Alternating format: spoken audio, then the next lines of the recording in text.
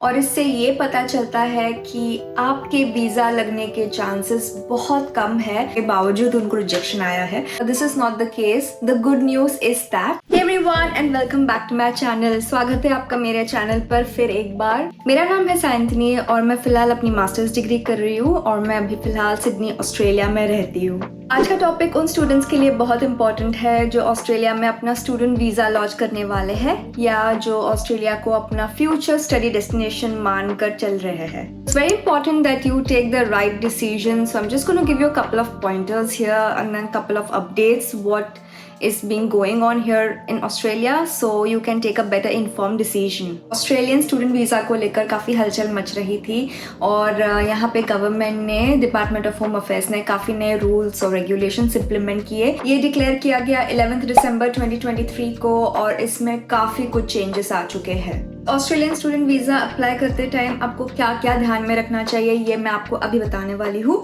So hang on tight and I am gonna explain you everything. Number 1, IELTS band requirement. IELTS band यानी English language test जो compulsory है आपको देना ही पड़ेगा before coming to Australia because it gauges your English language proficiency.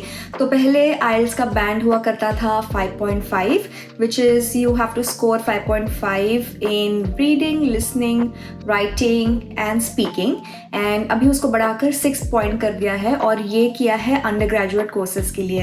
अगर आप post graduate courses की बात करते हो तो आपका 6 बैंड से लेके उसको बढ़ाकर 6.5 बैंड कर दिया है।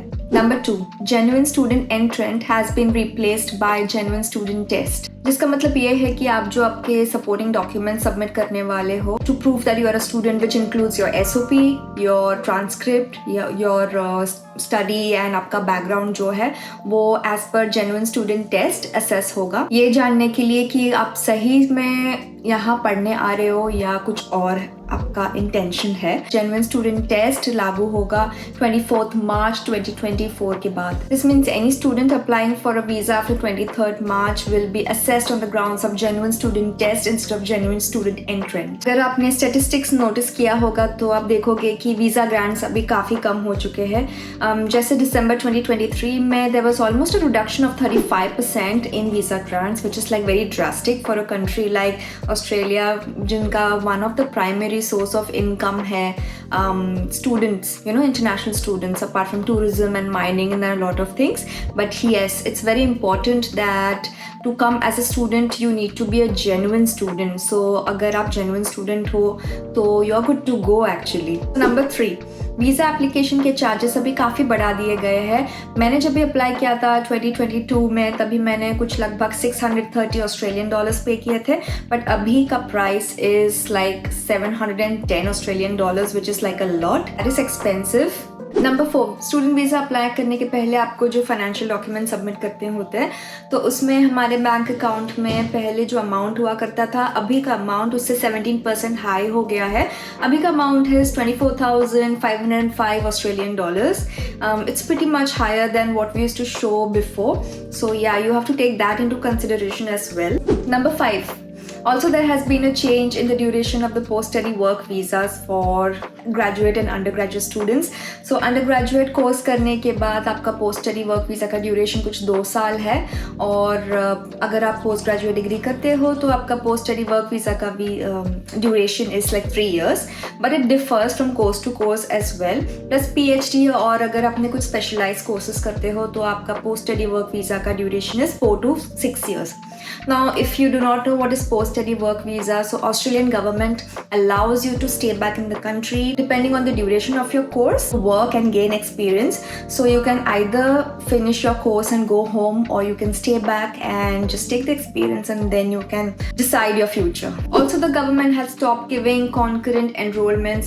इसका मतलब ये है कि अगर आप कोई यूनिवर्सिटी का COE लेकर आ रहे हो तो आप 6 months के पहले आपका यूनिवर्सिटी चेंज नहीं कर सकते। Also keep in mind that अभी वीज़ा प्रोसेसिंग के टाइम्स काफ़ी बढ़ चुके हैं, जिसका मतलब ये है कि अगर आप वीज़ा अप्लाई करते हो तो 50 to 60 डेज मिनिमम मानकर चलना है कि उसके बाद ही आपका या उस दौरान में ही आपका वीज़ा आएगा। और अगर आप न्यूज़ फॉलो कर रहे होंगे आप जानते होंगे कि कोविड के टाइम गवर्नमेंट ऑफ ऑस्ट्रेलिया ने अलाउ किया था स्टूडेंट्स को मोर देन 24 आवर्स काम करने के लिए, which means they had uncapped hours of working, but from 2023 1st July they have capped the hours, which means you can only work up to 48 hours fortnightly, or you could just work 24 hours a week.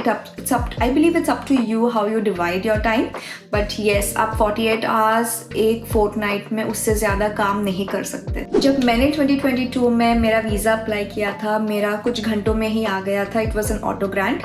So I was lucky in that way, but some of my friends weren't lucky. उन्होंने अपना सारा legit document submit किया, उनको scholarship भी था, उनको HD marks थे और बहुत अच्छा प्रोफाइल था, उसके बावजूद उनको रिजेक्शन आया है. So the Australian Department of Home Affairs can be really unpredictable sometimes when it comes to giving out visas. आपको लगता होगा कि गवर्नमेंट ने इतने सारे रूल्स और रेगुलेशंस क्यों इम्प्लीमेंट किए हैं, क्यों गवर्नमेंट इतनी स्ट्रिक्ट हो गई है अचानक से. ये असल में उनके नए माइग्रेशन स्ट्रेटेजी का प्लान है. तो सबसे पहली बात ये है कि उनको लगता है कि बहुत सारे स्टूडेंट्स आने की वजह से उनके रेंटल हाउसिंग मार्केट पे बहुत सारा प्रेशर है, which means there is actually housing crisis here. इतने घर अवेलेबल है नहीं जितने स्टूडेंट्स हैं, तो उनको लगता है कि अगर उन्होंने स्टूडेंट्स का आना थोड़ा कम कर दिया तो हाउसिंग का सिचुएशन थोड़ा बेटर होगा, थोड़ा ईज आउट हो जाएगा. Honestly even I feel the same sometimes that there is lot of pressure on the housing market. जब मैं 2022 में आई थी तो रूम जो मैंने रेंट किया था उसका कॉस्ट था $180 a week, which included all bills and utilities. और आप ये बिलीव नहीं करोगे पर वो सेम रूम का रेट है $270 a week currently, and it does not include the bills and utilities anymore, which means you have to pay extra.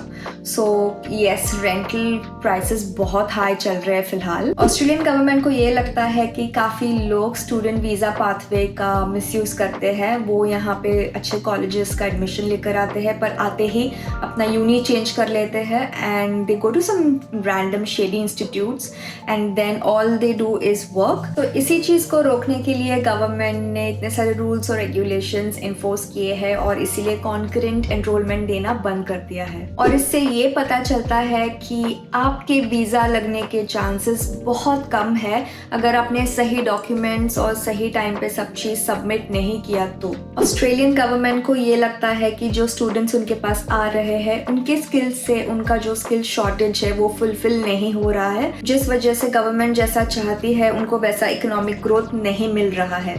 इसीलिए इसको टैकल करने के लिए गवर्नमेंट एक लिस्ट रिलीज करती है जिनमें वो ऑक्यूपेशंस है जिसको कंट्री की बहुत ज़रूरत है. आपको लग रहा होगा कि ऑस्ट्रेलियन स्टूडेंट वीज़ा मिलना बहुत टफ है, but this is not the case. The good news is that अगर आप जेन्युइन स्टूडेंट हो, अगर आपने सारे आपके फाइनेंशियल डॉक्यूमेंट्स सही से अटैच किए हैं, अगर आपके IELTS के स्कोर्स बहुत अच्छे हैं और अगर आपके पेंडिंग ट्रांसक्रिप्ट और SOP बहुत अच्छा है, तो आपका वीज़ा आने का चांस बहुत हाई है as compared to other students. मैं अपना डिग्री बस ख़त्म ही करने वाली हूँ, इसलिए मेरा सजेशन ये है कि जब भी आप वीज़ा अप्लाई कर रहे हो या एडमिशन ले रहे हो, make sure it is in a good university and not in some shady और डॉजी यूनिवर्सिटीज और इंस्टीट्यूट्स, बिकॉज हर यूनिवर्सिटी या इंस्टीट्यूट का अपना रैंकिंग होता है. और अगर आपने जेन्युइन डॉक्यूमेंट्स प्रोवाइड किए, अगर आप जेन्युइन स्टूडेंट हो और आपका transcript and everything is in order, फिर आपका वीज़ा ऑटो ग्रांट भी हो सकता है. So it really depends from case to case. Just like I told you before, this is my experience. मैं एक इंटरनेशनल स्टूडेंट हूँ और ये मेरा एक्सपीरियंस रह चुका है अब तक.